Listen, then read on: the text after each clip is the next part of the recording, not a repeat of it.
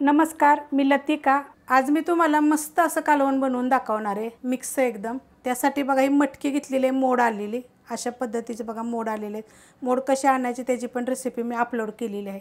एक बारीक आकाराचा बटाटा घेतला, त्याची पण साल काढून मी तुकडे करून घेतलेले आहेत। आणि माझ्याकडे थोडासा काळा घेवडा होता, तो पण मी सोलून घेतलेला आहे। तुमच्याकडे हा नसला तरी चालेल, टाकला तरी नाही टाकला तरी चालेल, किंवा थोडेसे मग वाटाणे फ्रेश असले तर ते टाकले तर चालेल, किंवा मटकी आणि बटाटा जरी टाकला तरी पण चालू शकते। आपलं हे माझ्याकडे होतं थोडंसं राहिलेलं म्हणून मी हे टाकलेलं आहे। ह्याच्या खूप रेसिपी मी अपलोड केलेले आहेत बरं का। ह्याचा भात सुद्धा छान लागतो, एकदा करून बघा तुम्ही मसाले भात। एवढं सुक्कं खोबरं घेतले बघा जाळीवर भाजून, कोथिंबीर घेतलेले, एवढा तुकडा घेतला आल्याचा, 2 हिरव्या मिरच्या पण थोड्याशा हलक्याशा भाजलेल्या आहेत, नाही भाजल्या तरी चालेल। एक गड्डी लसूण घेतले आहे। तर हे काय करणार आहे तुम्ही मिक्सरला बारीक केलं तरी चालेल, मी खलबत्त्यामध्ये कुटून घेणार आहे। खलबत्त्यामध्ये बघा कुटून घेतलेलं आहे, तुम्ही मिक्सरला बारीक केलं तरी चालेल। कढई गरम करत ठेवली, त्यामध्ये तेल टाकून घेऊया। तेल टाकायचे आपल्याला एक पळी, काय आवडीनुसार थोडंसं कमी जास्त केलं तरी चालेल, आणि गरम होऊन देऊया। तेल गरम झालेलं आहे, त्याच्यामध्ये छोटा 1 चमचा टाकायची मोहरी, छोटा 1 चमचा जिरे मोहरी बघा चांगली तडतडली, त्यात टाकायची थोडीशी हिंग पावडर, त्यात टाकायचं आपल्याला कढीपत्ता, एक टाकायचे मिडियम आकाराचा कांदा, आणि हा कांदा चांगला भाजून घेऊया आपण। कांदा बघा चांगला भाजलेला आहे, त्यात टाकायचं आपण कुटून घेतलेलं। आता हे तुम्ही जरी मिक्सरला बारीक केलं का नाही, थोडंसं पाणी टाकून जरी पेस्ट जरी केली तरी चालेल, नाहीतर नुसतं बिन पाण्याचं जरी बारीक केलं तरी चालेल। त्याला 1-2 मिनटं आपण परतून घेऊया मीडियम गॅसवर।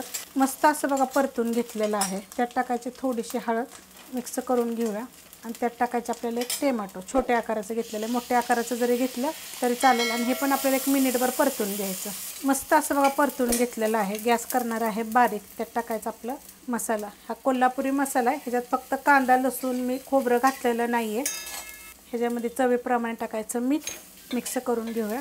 आणि हे सगळं जे आपण घेतलं होतं ना, हे सगळं थोडंसं मी धुवून घेतलेलं आहे। परत मटकी, काळा घेवडा आणि बटाटा, ह्यात काय करणार, 1-2 मिनटं मी परतून घेणार आहे चांगलं।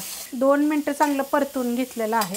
आता ह्याच्यात टाकणार आहे मी 2 चमचे शेंगदाण्याचं कूट। आता ही जी मसाला आपण जे पहिला टाकला होता ना, जे मी खलबत्त्यात कुटून घेतलेला आहे, तो जर मिक्सरला बारीक केला का नाही एकदम बारीक, तर मग तुम्हाला शेंगदाण्याचं कूट बी टाकायची गरज नाही, आणि जर तुम्हाला आवडत असेल तर तुम्ही टाकू शकता। मग मस्त असं लागतं। आता ह्यात टाकायचं आपल्याला कोमट पाणी, अशा आकाराचा ग्लास आहे बघा, 1 ग्लास टाकलेला आहे। पहिलं मिक्स करून घेऊया, गॅस केलेला आहे मीडियम, आणि त्यात परत टाकूया आपण अर्धा ग्लास, म्हणजे एकूण 1.5 ग्लास टाकलेला आहे। 2 ग्लास जरी टाकलं तरी चालेल, 4 ते 5 लोकांना पुष्कळ होतं। आता याला काय करणार आहे मी, मीडियम गॅसवर शिजवून दिलं तरी चालतंय, किंवा बारीक गॅसवर जरी शिजवून दिलं तरी पण चालतं। तर मी शिजवून देते। हे कालवण उकळलं की बघा मी ह्याच्यावर झाकण ठेवलं, तर थोडीशी जागा ठेवली त्याची वाफ जायला। मस्त असं बघा शिजलं गेलेलं आहे, आणि आटलं किती बघा, आपण एवढं पाणी ओतलं होतं एवढं झालेलं आहे। आता तुम्हाला जर जास्त घट्ट पाहिजे असेल तर अजून थोडं आटवलं तर चालेल। आता हे कसं ज्वारीची भाकरी, बाजरीची भाकरी, भाताबरोबर ह्याच्यावर खायला मस्त होतं।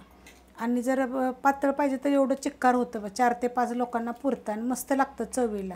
आता ह्याच्यामध्ये कसं मी काळे घेवडा टाकलेला आहे, तो नाही टाकला तरी चालेल, तुम्ही मटकी आणि बटाट्याचा जरी असा रस्सा केला तरी चालू शकतो। एकदा करून बघा, अशा पद्धतीने मी केलेलं झटपट होतं आणि कमी साहित्यात। रेसिपी आवडली तर लाईक करा, सबस्क्राईब करा, कमेंट करा आणि शेअर बी करा।